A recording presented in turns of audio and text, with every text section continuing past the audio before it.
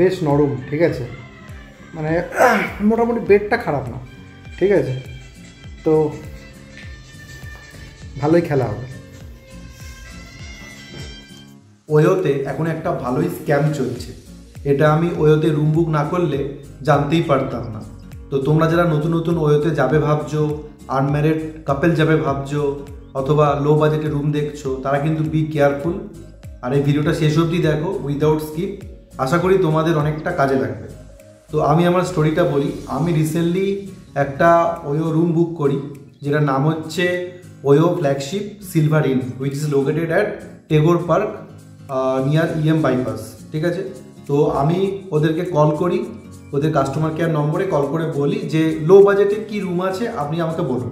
তো ওরা আমাকে 2-3টে রুম বলেছিল, তার মধ্যে এই টেগোর পার্কের লোকেশনের রুমটা আমার মনে হলো ভালো, কারণ ওর সামনে বাইক পার্কিংয়ের জায়গা আছে। তো ভালো কথা, আমি ওদেরকে বলি বুক করতে, ওরা বুক করে। অ্যাডভান্স কিছু পেমেন্টের কথা বলছিল, বাট আমি কোনো পেমেন্ট করিনি। বাট ওরা আমাকে বুকিং কনফার্মেশন দিয়ে হোয়াটসঅ্যাপে একটা পুরো বুকিং আইডি দিয়ে ডিটেলস পাঠিয়ে দিয়েছিল। তো ভালো কথা, এবারে যেদিন আমাদের চেক ইন ছিল, তো চেক ইন হওয়ার কয়েক ঘন্টা আগে হোটেল থেকে ফোন করেছিল একজন, ফোন করে বলছে যে মানে কনফার্মেশনের জন্য। তো আমি বললাম যে হ্যাঁ, আর প্রাইসটাও কনফার্ম করলাম। আমাদের হোটেলের প্রাইসটা ছিল 600 টাকা, ঠিক আছে। তো আমি বললাম যে ইউপিআই পেমেন্ট হবে, বললো হ্যাঁ 600 টাকা আপনার হোটেলের প্রাইস, আপনি চলে আসুন, রুম রেডি করে রাখুন। ভালো কথা বলে আমরা অন টাইমে, আমরা যে টাইম বলেছিলাম সেই টাইমে আমরা হোটেলে গেলাম বিকেল নাগাদ।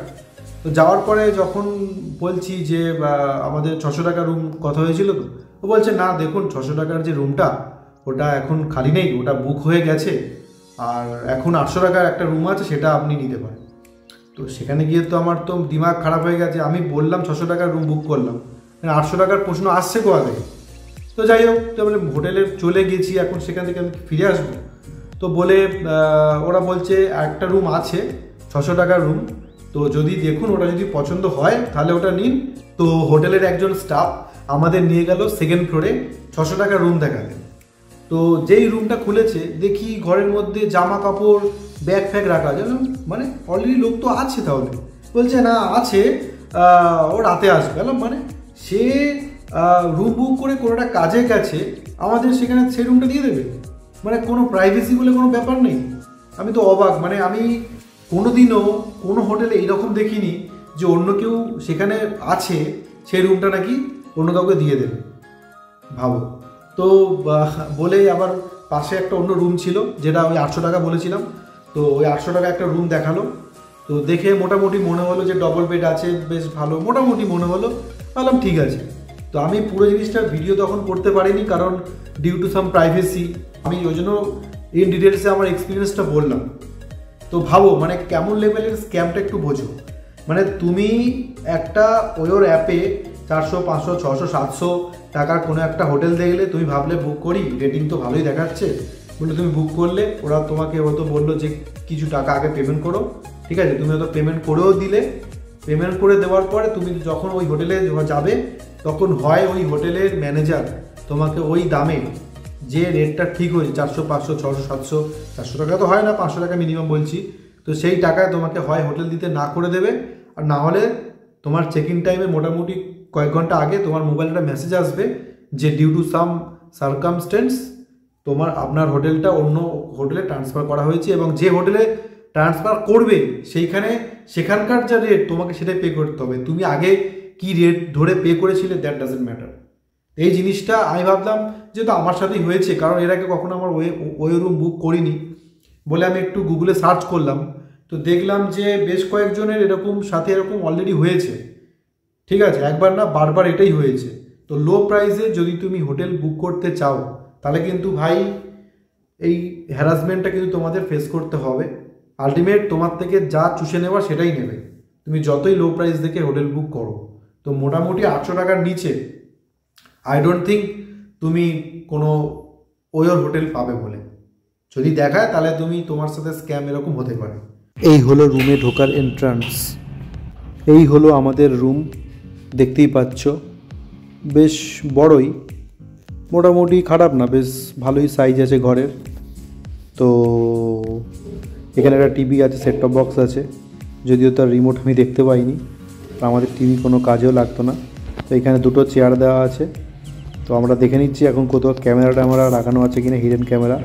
এটা হোটেলে ঢুকে চেক করাটা খুবই ইম্পর্টেন্ট। তো আমরা কোনো ক্যামেরা তো এখানে খুঁজে টুজে পাইনি। একটা ছোট্ট মেডিমিক সোপ দিয়েছে, আর এখানটা দেখতে পাচ্ছি চাদরটাতে একটু দাগ দাগ মতো হয়ে আছে, অত ভালো করে ক্লিন হয় না। আর এখানে ওয়োর ব্র্যান্ডিং দেখতে পাচ্ছ। এই হলো ওয়াশরুম, দেখতেই পাচ্ছ মোটামুটি পরিষ্কারই আছে। তো এখানে ঠিকঠাকই জল টল পড়ে, আর ভিতরটা কিন্তু বেশ ভালোই স্পেস আছে, উপরে গিজারও লাগানো আছে।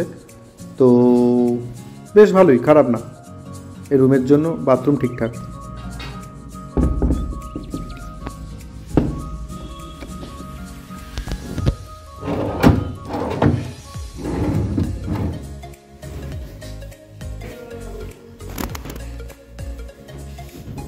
বেশ ভালোই নরম আছে বেডটা, বাট চাদরটা অতটা পরিষ্কার পরিচ্ছন্ন না, মানে একটু নোংরা নোংরা লাগছে। অনেকদিন ধরে ইউজ হচ্ছে। এর সাথে একটা হালকা করে ব্ল্যাঙ্কেট দিয়েছে, ঢাকাঢাকির জন্য সুবিধা হবে, ঠিক আছে। আর বাকি বালিশ ঠিক আছে। আর মোটামুটি দেখে নিলাম, এখানে কোনো ক্যামেরা বলে তো আছে বলে তো মনে তো হচ্ছে না, মোটামুটি লাগছে। মোটামুটি নর্মাল টাইপের রুম, বাট রুম অনুযায়ী মনে হলো ভাড়াটা একটু বেশি নিয়েছে।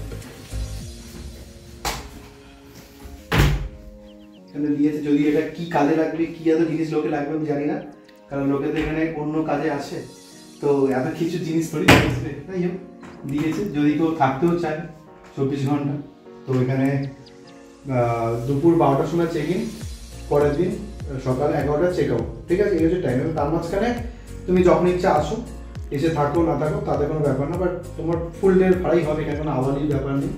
বাকি তো রুম তোমাদের দেখিয়ে দিচ্ছি অলরেডি। বেশ নরম, ঠিক আছে, মানে মোটামুটি বেডটা খারাপ না, ঠিক আছে। তো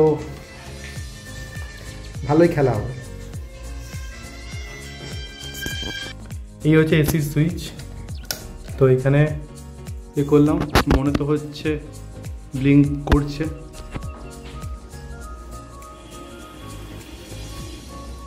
শব্দ তো হচ্ছে একটা। এই হলো সেই রিমোট, যদিও রিমোটের উপরে মানে হয়তো ওই ঘর হয়তো রং টং হয়েছে, সেগুলো পড়ে আছে, না হলে দেখাচ্ছে 17 ডিগ্রি, 19, 20, 21, 22। রুম থেকে বেরোনোর সময় তোমাদেরকে বাইরের প্যাসেজটা দেখাচ্ছি। এটা হচ্ছে বাইরের প্যাসেজ, আর এখানে সিসিটিভি ক্যামেরা লাগানো আছে সেফটির জন্য। আর প্রথমে আমাদেরকে এই রুমটা দেবে বলেছিল, যেখানে অলরেডি লোক আছে, সিঙ্গেল বেডরুম, 600 টাকা ভাড়া। আর এটা হচ্ছে আমাদের সেকেন্ড ফ্লোর। ঠিক একইভাবে ফার্স্ট ফ্লোরেও এরকমই রুম আছে। তো এটা হচ্ছে ফার্স্ট ফ্লোরের রুমগুলো আর কি, কত খালি আছে। তো আমরা বাইরে চলে এলাম। এটা হচ্ছে ফ্ল্যাগশিপ নিউ সিলভার ইন। তো এর সামনেই বাইক পার্কিংয়ের জায়গা আছে। আর এই হচ্ছে তোমার হোটেলের ফোন নাম্বার, তোমরা চাইলে ডাইরেক্ট কল করেও বুক করতে পারো। আর এই হচ্ছে রাস্তা। এই যে যেদিকটা তোমাদের দেখাচ্ছে, এদিকটা হচ্ছে ইএম বাইপাসের দিক থেকে আসার রাস্তাটা। বাইপাস থেকে একদম সামনে, মাত্র 5 মিনিটের দূরত্ব। আনম্যারিড কাপেল অর্থাৎ প্রেমিক প্রেমিকা, অবিবাহিত দম্পতি, নিব্বা নিব্বি নয় কিন্তু, কারণ এখানে চেক ইন করতে গেলে 18 বছর হওয়াটা তোমার মাস্ট। সঙ্গে করে অরিজিনাল আধার কার্ড বা ভোটার কার্ড নিয়ে যাবে, ব্যাস, আর কোনো সমস্যা নেই। এবার দেখো, তুমি যদি কয়েক ঘন্টার জন্য এই কাজের জন্য হোটেলে আসো, তাহলে ঠিক আছে, অসুবিধা হবে না। বাট ঘরের যে টেম্পারেচারটা না একটু অন্যরকম, মানে একটু বদ্ধ টাইপের আমার লাগছিল। বাকি মোটামুটি ঠিক আছে, স্টে করার জন্য ফ্যামিলি নিয়েও এসে থাকা যায়, এটাই আমার ফিডব্যাক। তোমরা চাইলে যেতে পারো, এমনি সেফ, কোনো অসুবিধা তো হয়নি ওই দিক থেকে, তো এমনি ঠিকঠাক আছে।